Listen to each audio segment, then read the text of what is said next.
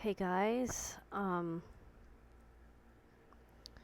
so on Thursday, I posted a video of myself having a pretty bad anxiety attack, and I never explained why.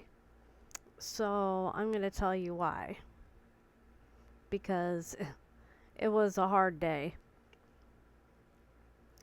And most people would think it's a good thing, but for me it was just exceedingly triggering.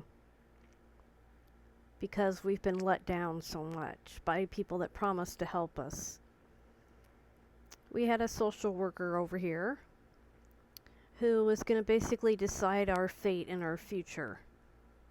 You know, he came to see my dad and see the household and talk to my mom and my sister about the situation. I was forbidden from being out there because I figured I'd run my mouth, which I would probably be too frozen to speak, to be honest, because I was so frozen. You know, you're frozen when your heart's not open. You know, like the Madonna song, but no, not like that at all. I was just frozen, like I was stuck in place. But anyway, I was probably out of tune, but what the hell. So Victor, our social worker, is from IHSS, In-Home Social Support,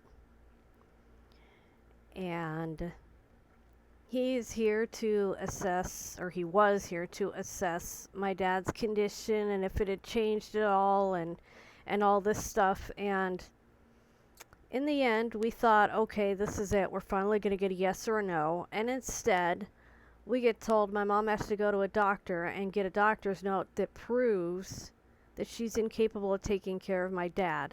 Now, luckily, even though I live here, I was passed over because Victor saw me. He looked me up and down and went, she's too small. So, at least I know right away he could tell that I wouldn't be able to do it if Mom couldn't. So, because my dad's a big guy, 6'5", 170 pounds-ish. You know, I don't know how much weight he's gained or lost since his whole health snafu. But my sister can't help consistently because, you know, she's a school teacher. She can't just drop a class and run. I mean, she teaches elementary school kids.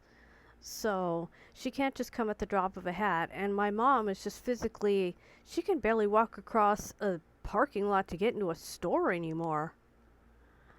You know, and that's been recent in this recent new year, you know. So, excuse me. So she's going to go to a doctor and get a note that basically says no, she can't take care of him.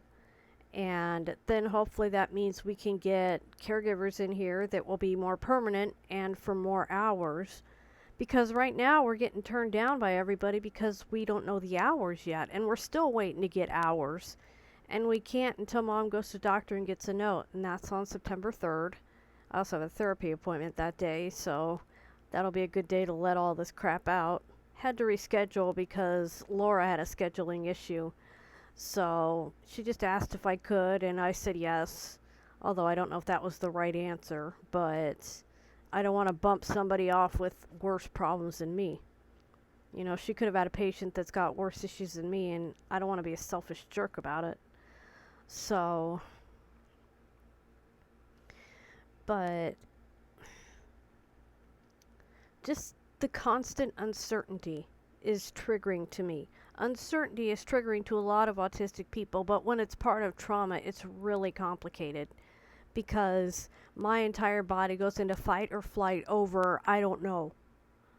I don't know. You know, the answer of I don't know, or well, we'll see, or maybe.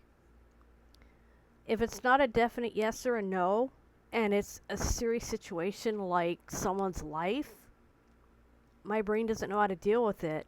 Like already because I'm autistic, that's hard, but when it's meshed into trauma, you know, it's enmeshed in trauma. That's the word, enmeshed in my trauma. It makes it so much harder to deal with. And that was not a panic attack I was having, it was an anxiety attack. It's completely different. A panic attack feels like I'm dying.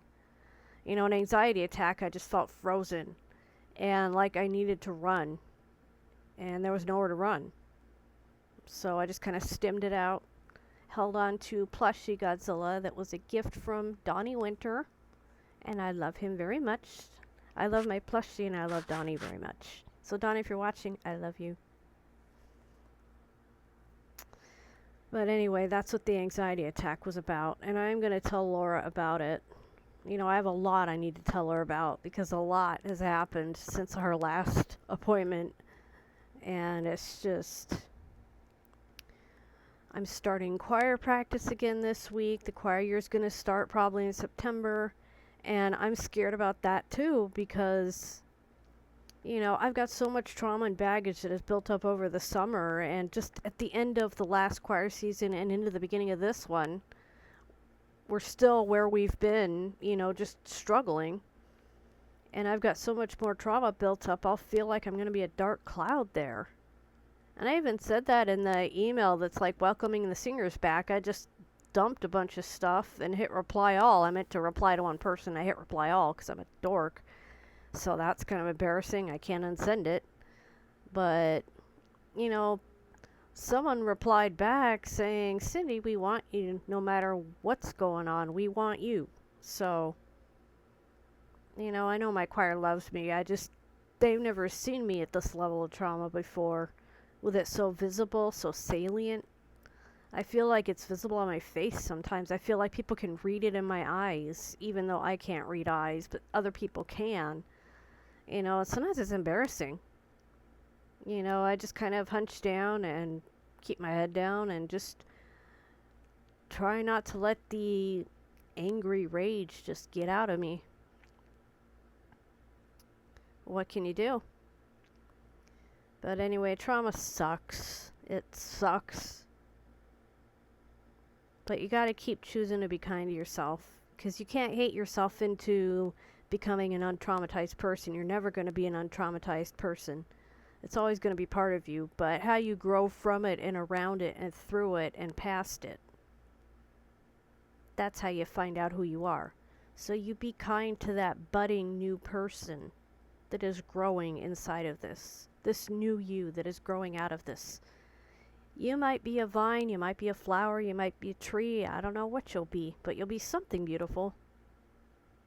So, be kind to yourself. Anyway, bye-bye, and I love you.